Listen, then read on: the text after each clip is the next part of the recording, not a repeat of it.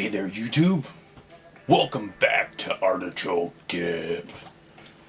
My name is Rob, solo RPGer, solo RPG board gamer, basically overall solo tabletop art gaming enthusiast, I guess you would say. And in this video, I want to talk about a couple of older game systems and what they are, what they're not. We'll get into Cave Troll a little bit later. What I really want to talk about to begin with is this one right here, Rune Quest. And so lately, I don't know if you guys have experienced this or not, but Amazon has really been trying to push the anniversary edition of the second printing of Rune Quest, and they have been sending me, hey, this has been recommended for you. So I was like, wait a minute, I think I may have this. And what wound up happening is in 2008, when everything was everything was bad. I mean, there's just no way to actually, it wasn't getting bad, it was bad. And the hobby store I went to, it was called Hero Quest. I loved it, and the gentleman that owned the hobby store was a huge RPG and board game enthusiast, and his store by far was the best store I have ever been in, and I have not been to its equal since. So when he was closing down, he was selling large lots of books, cheap, real cheap. So I had gone in and I had bought a lot, and when I bought the lot of books, it had come with this, the main core player's guide, and the game master's guide, which they were both like a couple of bucks. And of course, at that time, I got a large amount of D&D books as well. Well, I was more interested in the D&D books. It was one of those things I kind of, thumbed over and said, okay, yeah, it's pretty cool, and put aside. And eventually it got moved into a bin with other books, and I had forgotten about it. 10 years. So anyways, Amazon was sending me all these recommendations, and I said, I think I have it, dug through it, found it, dug it out, and had played it. And I'm kicking myself because, man, this is an awesome game system. Excuse me. So before I get any further into this with all my videos, if you enjoy my video, give me a thumbs up. And feel free to subscribe and hit that little bell icon. And every time I upload a video, you're going to get a notification that says, hey, Artichoke uploaded a new video. If you want to, you don't have to. If you just enjoy to watch my videos, I appreciate that very much. For all my subscribers, thank you very much from the bottom of my heart for subscribing and for supporting me. By subscribing, you are supporting me and my channel, and it drives me to want to make more and more videos. So, now that I got that out of the way, let's talk about Rune Quest. What Rune Quest is and what Rune Quest is not. Rune Quest utilizes a polyhedral dice set. Now, it is a D100 system, which means it utilizes also a lot of skills as well. So, don't let that scare you away. Now, character creation is very simple. The overall feel of the game is, in my opinion, it's very... it's kind of like a hybrid between Toril, which would be the D&D universe, and the Vikings of our historical era. And it takes place in a world called Gloranthia. Now, there are ruins in the world, just like right from our history, the Old Norse ruins. And these ruins have certain magical powers attached to them, and depending on the ruin, some require a magical ceremony in order to how do I put this? Equip them to the character or a weapon or to the character itself. And in doing so, the character at that point gains bonuses to their skills, to weapons, so on and so forth. They become, at that point, more powerful characters in the world, and at that point, they move on. Obviously, like any RPG system, to gain wealth and to gain more knowledge of their world and to conquer it. Which is pretty much the whole, how do you put this? The whole entire driving factor between any RPG system out there that we play, right? Yeah, pretty much. So, now, the other thing that it does utilize in here is every character, all the enemies, all the encounters, there are cults all across Gloranthia, and they all belong to a certain cult. Now, through the cult, depending on where they fall as a member, whether they're a layman member or an initiate, or they are higher up in the cult, of course, they have more access to different types of ruins with more power that makes them more powerful characters. And your character can be a member of more than one cult in the world of Gloranthia, as well as your encounters and the monsters and everything else in the world, excluding, obviously, your creatures, your beasts, which are not going to belong to a cult and at that point have any reason for a magical ceremony for a ruin. Unless you want to play your game that way and do that, then at that point you can. So the other thing it really focuses on are quests. And a lot of times quests are carried out, commissioned by the cults in order to gain, obviously, more magical artifacts and ruins for more power. So it kind of gives you an idea of the shape of the world that you're playing in. Now, there are no demi-human races in the core rule book. They do give a brief section how you can actually create them if you want to, but it explains to you that in their how they suggest to play their rule setting is everyone is human. And when I made my first character, actually started on it last night, and I played the game this morning, had a lot of fun with it. The combat system is very in-depth, and it's pretty brutal, I'll be honest with you. You know, my character, I decided to make one character and run a small solo little scenario, and unfortunately he was stabbed repeatedly, lost a whole lot of blood, passed out, and is now a prisoner. So, yeah, that's going to be a rather interesting scenario to finish there, which I'll get into later. But let's get back to Rune Quest and talking about what it is, what it isn't, and what a great game it is. So, you start out by creating your adventurer. Now, for most of you that have played D&D, you're going to recognize a lot of these attributes.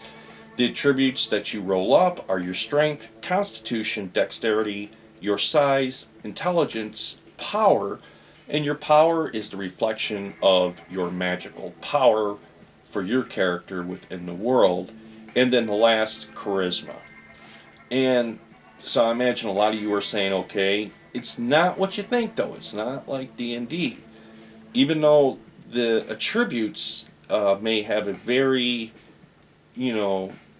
familiar taste of D&D, in fact, it's not. It's a very different game from D&D. So from there, you have your skills. And every character and every encounter has the same amount of skills. The one difference is, depending on what they call cultural background that you choose and the profession you choose, will give you bonuses to existing skills and give you some other skills that are detailed towards that profession or cultural background, which is very cool, and it leaves a lot of room for you to actually be able to customize a character and a unique character exactly the way that you want it, unlike a cookie cutout template like a lot of RPG systems do. So let's get into the cultural background. So the cultural backgrounds, there are 4 of them. You can be a barbarian, and a barbarian means that you have a very tribal background. You don't really agree with the living conditions or the mindset of people who prefer to live in the city and in a large population. You would rather be out in nature and obviously paying homage to the nature gods, and everything is as the way it is towards nature. Or you could play the peasant, and a peasant is just what a peasant would be. A peasant is at that point on the very lower end of the social class of society. You don't have a whole lot. You're looked down upon people with higher ranks.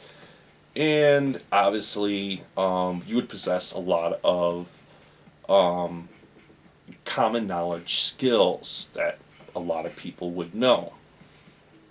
Now, the other one is the townsman.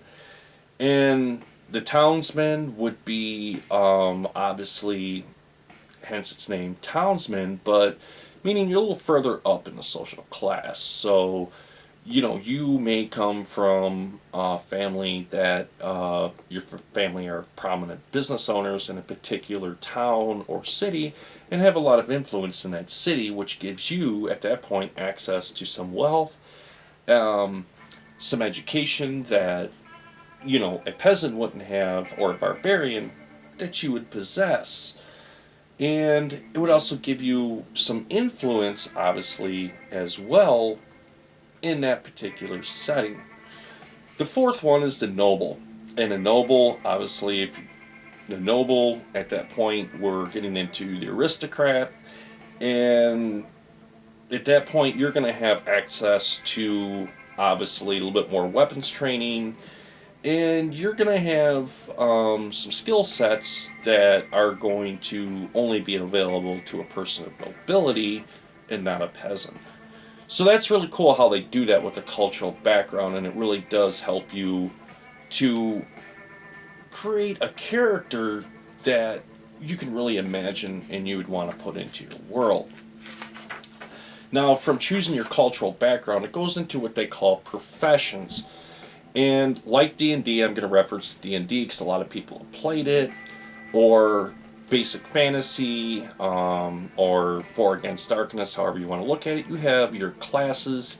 Now in here they have a very large selection you can choose from, but they call them professions. And it goes from everything from an alchemist to a craftsman to a diplomat, an explorer, and I'm just hitting on a few here. You could be a miner, you could be a militiaman, you could even be a physician if you wanted. You could be a priest, or a witch, or a wizard, or a woodsman, which a woodsman would be, I guess we consider a ranger in D&D. You could be a shaman, a soldier, a spy, a thief, a town guard, or a tracker. Now my character I created as a tracker because a tracker is really more or less like a ranger in the fact that they know how to track in the wild, they have knowledge of the wild, and my character, I took the cultural background as the barbarian, which also at that point helped with a lot of the skills and some of the bonuses. So character creation is very simple. The skills are all laid out there, and really simple to make the skills and to add your attribute modifiers to them. Now, with the skills, they do cover quite a bit about skills, how to use skills, and so on and so forth. If you've played any type of RPG system, you're familiar with skills. I'm not going to sit here and lecture on skills in an RPG game. If you played them, you understand them, and you understand how skills work to a certain extent. So then obviously it goes into equipment. Now, with the weapons that they give you, you are kind of restricted to a certain amount of weapons depending on how many skill sets you take in a weapon proficiency, basically. Now, it doesn't necessarily mean that you cannot attempt to use a weapon. It just means using a weapon without a skill set in it. You get a large penalty for trying to use it. So it really kind of pushes you towards really honing in on the skills of the weapons that you have taken for your character and to develop them from there. Now, moving on from there, of course, it goes into ranged weapons, it goes into your armor, and your armor would be obviously armor like any other RPG game. Armor at that point is there to protect the character and offer defense bonuses with combat. And of course it goes into obviously your normal equipment that you would equip a fantasy RPG hero with. Now what I really want to get into is combat. The combat system on this is excellent. I enjoyed it. I loved it. I love Palladium Fantasy, and I explained Palladium Fantasy to you and how the combat system works and how rich it is. This is where I was kicking myself, because this combat system is so rich, and for those of you out there that really enjoy the Theater of the Mind RPGs, this system right here, you would fall in love with very, very quickly.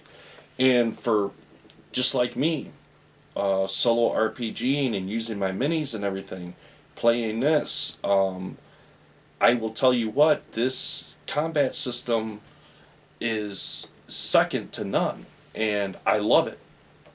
So, how the combat system works is when the character is created, your character has, at that point, combat actions. And it could be anywhere from 2 to 4 combat actions. Now, on your combat turn, you can at that point do 4 combat attacks.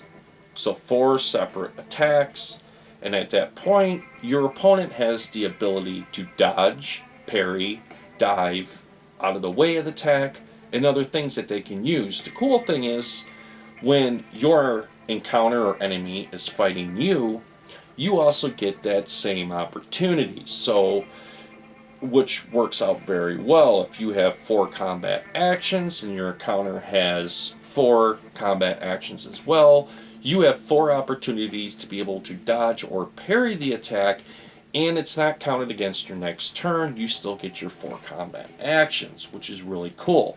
So with your combat actions, you roll a 1d10. Rolling a 1d10, you add that number to your combat actions, and that would act as your initiative as to who goes first in the combat round. Now, the cool thing about the combat system in this is, depending on how you take your skills, and to give you a good example, my character, he has, let me open up the character sheet and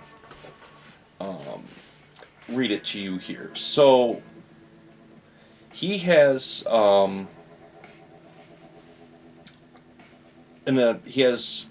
bonuses with his one-handed sword or his short sword. So his overall percentage with that is 45%. So in order to hit my opponent, I'd roll my 2 D100 dice, and at that point, if I'm at 45 or below, I hit my opponent. If I'm above 45, I have missed my opponent. Now, at that point, if I hit, my opponent has the opportunity at that point to dodge, parry, or dive out of the way of the attack, and depending on how the success goes with their dodge skill, and of course acrobatics, if they fail, they take damage. Damage, which is really cool, unlike most RPG systems where you just have an overall hit point value, and I'm going to use D&D as an example, you could have 20 hit points, and obviously as you take damage your hit points lower. Where this system differs is you roll a 20-sided die along with your damage dice. Now the 20-sided die, what that does is it has a number system that at this point designates a certain part of the body that is hit, and it is very, very cool system. Now, let me get to a good example here to be able to explain this to you. Okay, we'll say right here, there is a dark troll. Now a dark troll hit location. Now I'm rolling a D20. If you roll a 1 through a 3, it would be the troll's right leg. A 4 through a 6 would be his left leg. A 7 through a 9 would be his abdomen. A 10 through a 12 would be the chest. A 13 through 15 would be his right arm. A 16 through 18 would be his left arm. And then a 19 through 20 would be his head. Now each location has its own specific amount of hit points. And depending on where you hit, once those hit points are depleted, your character, that encounter or character, has either suffered so much blood loss and trauma that they have lost consciousness, or you have killed them. Which is really, really a unique system, and I really enjoy it. Now, the other thing that goes into the combat system is it counts readying weapons, what we consider opportunity of attacks, and like with a ranged weapon, if you have a bow, and in order to use the bow, you're going to use one of your combat actions to ready your arrow and to aim. Now, you could take a skill and you can further advance a precise shot on a ranged weapon by utilizing another combat action to add a bonus at that point to your roll. And there you have it. There is the combat. Magic works much of the same way as how ranged combat would work. They break it up into a system of what they call close combat, meaning melee, ranged combat, and then magic. And from there on out, the overall combat system is very rich, and it lasts a long time. So when you're playing solo, that's really, really cool. And the thing that I enjoy about it was, just as with my character was stabbed in the right arm several times until he had 0 hit points in his right arm. At that point, he lost consciousness from blood loss. Very cool. You're not going to get that with some other RPG systems out there. And I'm still beside myself. I can't believe it's been this long since I actually played this game, and it's just been sitting basically in storage, and I decided to pull it out and actually go through it. And I have to say, I got hooked on it like that, and I'm really enjoying this game system. So that is the overall brief overview of Rune Quest. And as I said, it does utilize a polyhedral dice set because all your weapons will have a different point value of damage assigned to them. Could be a 4, 6, an 8, 10, 12, so on and so forth. And of course, the combination of using your skills along with the combat system and some of the skills that you're given for the combat system really does make this a very unique experience. And my guess is the reason why they're pushing this game system so much is in January of this year, their 6th edition is getting ready to be released onto the market, and I believe this is their 4th edition, and there was a 5th edition. Now, right now, what they have out there, it's an anniversary edition of their 2nd printing, which, from what I can gather from reading the reviews, was their absolute most successful edition that they had out there. So what I had done is I had ordered that one to compare it to this, and of course I ordered the monster manual for this particular game system because I'm really going to enjoy this one a lot. And I'm going to probably be playing this quite a bit. And like I said, I'm just kicking myself that I haven't played it before now. But at that time, I was really into D&D, thumbed over it, said, yeah, this is cool. But I'm really surprised. Now,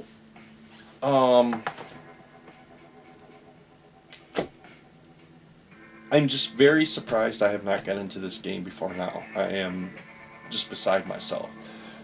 And if you enjoy D100 dungeons, and you like the D100 experience particularly, you would really love Rune Quest. Rune Quest would be right up your alley.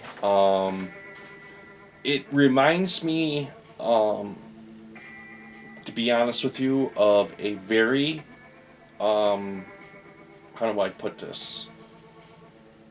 A much more dynamic and organized game system like Rollmaster or MERP, Middle Earth Role Playing, that also utilizes a D100 system. But sometimes can be very confusing with the way that the math works in those systems, and anyways, whereas if this system is very simple to understand, very quick to use, and it leaves that yearning to, how do I put this, really want to adventure and learn more about Gloranthia, just based off of, what little bit of information they give you in the main core rule book. Really, really enjoyed it. If I had to put a numbering system on this, 1 from 10, I would have to say this would rank up there, every bit of 9. Easy. Every bit of 9. And I'm really surprised. Really enjoyed this game system. If you guys are looking for something different. And of course, this system, like I said, has been out for approximately about 10 years, so it's going to be a little hard to find this edition. So if you're looking to get into Rune Quest, and maybe you want to look towards January, 6th edition at that point is going to be released, and by the looks of it, they're going to have a whole lot of modules and extra add-ons that are going to go with the game system to be able to purchase and utilize. Now, to answer the question, solo playability. This game works very well solo. Works extremely well solo, especially with combat. And I've said that with Palladium Fantasy. D&D, I love D&D. It was the first role-playing game I have ever played, and I learned, and I love D&D. D&D, though, does lose its luster over a while with playing solo, because you're rolling a d20 to hit this AC, to hit that AC, to hit this AC, to hit that AC, so on and so forth. Whereas with this game system, you're given so many options and variables to the combat that the combat itself is an adventure unto itself. And oh man, so I have to admit, I read some of the reviews and I agree with all of them about the combat system of Rune Quest. I have yet to meet its equal in an RPG game, and as far as how far in depth it goes, and I can't say enough about that, guys. So if you're looking to branch out and possibly pick up a newer system, you want something that's more enriched with combat, that gives you the ability to create a character that's not a cookie cutout, and to be able to detail them exactly the way that you want them to play in your world, this is the game I would suggest right here, Rune Quest. Now, this was published by Mongoose Publishing. The original one is from Chasm. And the cool thing about this game can be easily converted and used to modern Gothic horror. And of course, what I'm talking about is like the Call of Cthulhu type of system. So you could pick this system up and play it as its medieval fantasy, as it's set. But the way that it templates and gives you some of the character, profession, and cultural backgrounds with very minimal amount of work, could be at that point be changed to utilize it to that particular game setting and used very well. And that is Rune Quest. The other one I want to talk about is this one right here. So I had said in my last video I kind of took a break from solo RPGing for a little bit because I had quite a bit on my plate, and I have not yet to do a review on D100 Dungeons yet. Kind of gotten buried underneath some role-playing games, and I decided it was a time to take a break, do some miniatures, maybe a little bit of board games, and I had gotten into that. And right now this is going for 20 bucks, and inside you get 68 plastic figures, and you get cards, and you get a cool game board. Now, Cave Troll is not a game you can purchase to play solo. This game, you're not going to be able to do it solo. You just won't. And this game is an area of effect strategy game meant for 2 to 4 players. And basically the overall, how do I put it, object of the game is you want as many as your miniatures to occupy a room with the most amount of gold, what they call scoring, the events that happen through scoring. And then those points are added up, and then at the end of the game, whoever has the most amount of points wins. Now, as you go through the game system, you have different figures that have different abilities that can knock your opponent's characters out of the room. Some of them can remove them from the game, and so on and so forth. That's where the strategy really comes into it. And like I said, it's not something you can do solo. You would actually need 2 to 4 players to actually play this and thoroughly enjoy it. When I picked this game system up, I didn't know what to expect. I opened it up, and what came to my mind is this is a game that I will use the pieces for other game systems, and I'm already writing down and coming up with ideas to use it as a miniature system. But let's get into it and see what it is. The one thing it really is good for those of you guys just getting into the hobby, and maybe you're looking to get some miniatures, maybe you're looking to get a game board, and you don't want to spend a whole lot of money on it to do it. This is a game system that will really help you out and get you where you want to be on the cheap. So let's take a look at what's inside, and you'll see what I'm talking about. So the first thing you get is these cards, and there are 4 cards representing, obviously there's 4 different colors in the game for 4 different players. And they give you a brief overview of what each miniature does and its abilities on the game board. You also get this very cool game board that can be used for some good dungeon crawls. It's very small and will fit on a kitchen table very easily. It would fit on a coffee table very easily. And as you can see, it's really cool mapped out. You got all these different dungeons, and you got walls, doorways.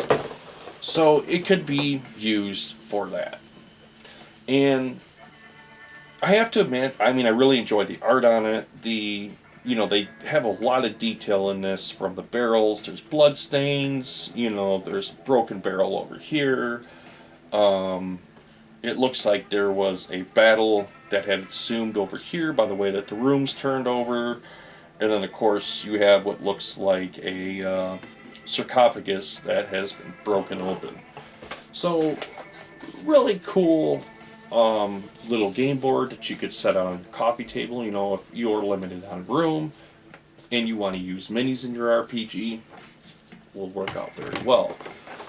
You also get the rule book. The rule book to read and understand this game is about 2 pages long. It's extremely simple.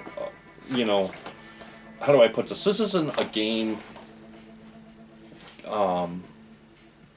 that would be like I'd run to it and pull it off the shelf. It wouldn't be my number 1 choice of games.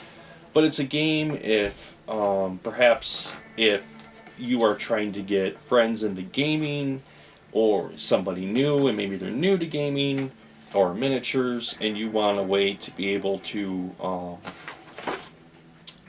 help engage them into a game that's pretty simple and rules light, Cave Troll would be the one to do that with. Now, of course, you get your cards, and with your cards there are 4 different colors: green, yellow, blue, and red, representing the 4 different colors on the board. And in there are artifact cards. The artifact cards are pretty cool. Once you draw an artifact card, it has a certain ability that's used once per game that gives you an advantage over your other opponents on the game, and possibly it'll help you to win, that's the whole point, or lose the game. And you get your minis. Hold these up, and of course, you know, they come in yellow, green, blue, red, and then of course your point counters that go on a map. And some pretty cool art on the inside of the box, and I have to admit, with this one, everything fits in there, and I didn't have to add any Ziploc baggies or anything like that. Everything just fits in there nice, closes up, and can be put on your shelf and stored nice and neat. So if I had to rate this game, to play the game itself, like I said, this really wouldn't be high. I would say a 2, 1 out of 10. But for the price and the amount of minis that you get, you could reuse these, you could paint them to your liking and use them with your role-playing games, and the map can be recycled, or I'm sorry, the game board can be recycled to use as a dungeon map, and have a high amount of replayability to it. And all you got to do is use a little bit of your imagination, and you could at that point use a book or a piece of construction paper or whatever you would want to black out certain areas of the map, changing the dungeon to the way that you would want to use it for your RPG and replayability. For me, when I set this up and when I first got it, because I was expecting something completely different than what it really was, the first thing that came to my mind was 4 Against Darkness, and utilizing the 4 Against Darkness stats with this as a miniature game. And it's probably what I'm going to do. If it works out, I may make a video on it in the future, or I may not, depending. If it doesn't work out all that well, then at that point I'm just going to recycle the miniatures and put those into my other games that I play, particularly miniature games.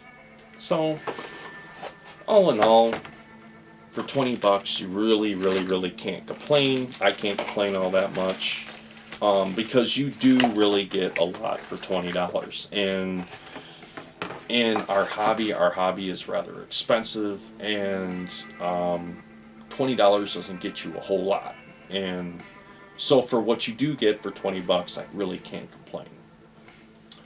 So I think that's all I'm going to have for you for this video, guys. Have to pick up the player's manual. And don't want to forget the minis. So I hope you guys enjoyed the video. I hope maybe this got some information, and it'll help get you guys into maybe solo RPGing a little bit, or solo board gaming.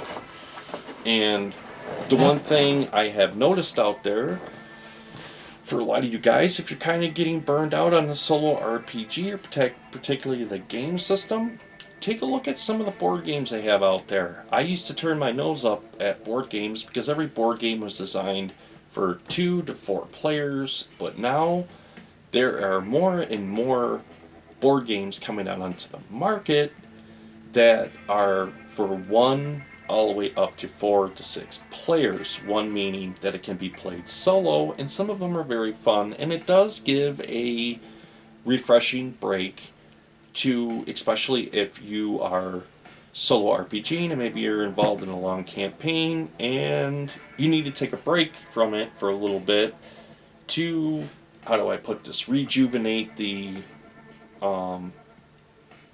imagination towards the game and the storyline a little bit, which really does help. Like I said, with me, I'm a total game fanatic nut. Just about every single day I play a different game, whether it be a board game, an RPG, or what have you. I enjoy gaming. And, I think you can see that back here. I really enjoy gaming. So with that, I think we're going to end this video, guys. If you enjoyed my video, please give me a thumbs up. And please subscribe and to support me, and obviously get the notification that Artichoke Dip has uploaded another video. Now, I'm hoping to, as I get the new Rune Quest in, actually it's an old Rune Quest, a 2nd edition printing, I'm going to thumb through that, and I may do another video on that one to explain it to you. And I cannot express how much, guys, this one right here, Rune Quest, how amazing of a combat system it really is. And even the combat system alone, utilized in a different RPG system, could really, really, really heighten it and bring new challenges and new life into an RPG. So, with that, guys, I think this is going to conclude the video for this weekend. And the next video coming up, I'm hoping to do something little special maybe for Halloween. It is my favorite holiday after all. I look forward to it every year, and it's going to be very cool. So, alright guys, game on my friends, and I will see you again. Artichoke Dip out.